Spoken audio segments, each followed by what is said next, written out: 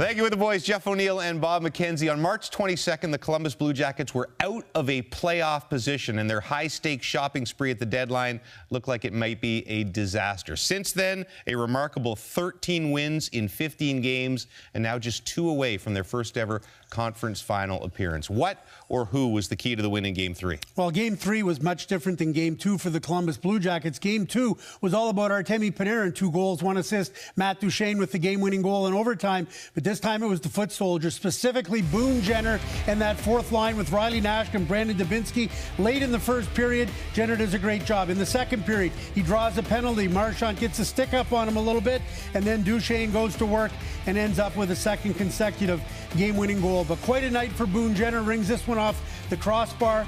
He had 5 shots on goal. He had 3 shot blocks, including one late in the hockey game when the Bruins were really pressing. So that fourth line really set the tone, and Jenner got the offense going for the Blue Jackets. Maybe the most impressive overall thing this team has done so far in the playoffs, their ability to shut down their opponent's key players. We saw it against Tampa in round 1 where they frustrated Kucherov and Stamkos and Point. And now the Bruins, usually terrific triumvirate of Marchand, Bergeron, Pasternak, not always playing together, but they're sharing struggles. Just 1 goal, 1 single point between them. They had 20 collectively versus the Leafs. What are the Jackets doing to shut them down? Well, this trio against the Toronto Maple Leafs, James, every time they stepped on the ice, they seemed to have open ice, whether it be through the neutral zone, on the power play, in the corners. They would create that space and make plays that make them such a special group. But against the Columbus Blue Jackets, the Blue Jackets have really targeted these guys physically and are taking away time and space. You see through these clips, everything is to the outside. They don't want to give that middle ice up because they know these guys will make them pay. Every time they have the puck, they're physical, they keep them to the outside. What a fantastic job by whatever 5 guys is on the ice for the Blue Jackets. And obviously some frustration setting in specifically for Brad Marchand in this hockey game. It was late in the game, couldn't get anything by Bobrovsky, and there's Marchand with a little rabbit punch to the back ahead of number 4, Scott Harrington. Boom, right there. The referee doesn't see that one. Marchand gets away with it. And against the Toronto Maple Leafs, Marchand was a perfect angel.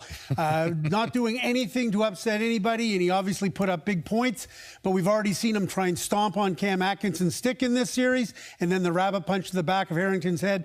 Maybe that's a good sign for the Columbus Blue Jackets that Marchand's getting a little bit outside the lines. As soon as you think he's not going to do a Brad Marchand type thing, he does a Brad Marchand type thing. You know, one thing, though, we're always focusing on him because he's always in the playoffs. Matt Duchene must have looked at him his entire career. Why can't I have that? Because he's been chasing the playoffs his entire career, only 1 short series with Colorado. And it looks like, that he's been waiting for this his entire career, and he's making the most of it. I've been that guy. I've been the guy that says, I just want to get to the playoffs. I want to be in the playoffs regularly, and I can really show what I can do. And that's the case for Matt Duchene. He said that yesterday. This is right where I want to be in a playoff chase with the Blue Jackets. The game-winning goal in Boston. Again today, he gets that game-winning goal in the power play. I thought he was just a skill guy, James, the spinorama moves in the corner, get his 70 points, collect his paycheck, but he's the real deal right now for the Jackets. Well, you guys mentioned Jenner and Duchene, but really maybe the second and third stars to Sergei Bobrovsky, who did it again. His playoff record coming into these playoffs was 5-14, 6-1 this year, and as a pending UFA is just printing money with every terrific performance.